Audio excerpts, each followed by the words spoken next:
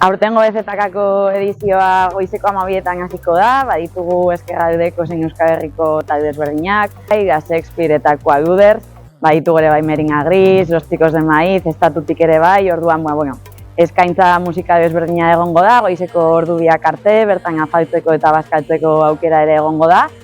Eta baita ere daukagu prest, protokolo bat edo zein eraso emango bagitz, horri ere erantzuna izateko. Ikusi genuen aukera zegoela eskualde mailan horrelako plantxo bat egiteko. Egia da pandemia garaiak animatu gintuela horretarako.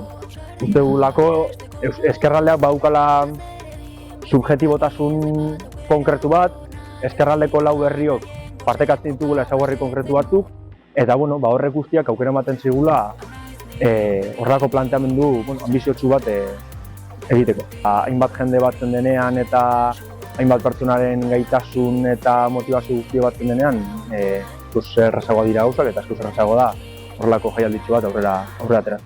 Bereziki eskualdeko jendean nahi dugu gonbidatu espazio honetara, euskararentzako espazio aske bat izango delako, espazio feminista bat eta guretzako espazio eroso bat izatean nahi dugulako, baina Euskal Herri osoko jendea gonbidatu nahiko genuke aurtengo edizio honetara, disfrutatzeko giroaz ere bai, ezkerraldera hurbiltzeko eta beste realitate batzuk ere ezagutzeko.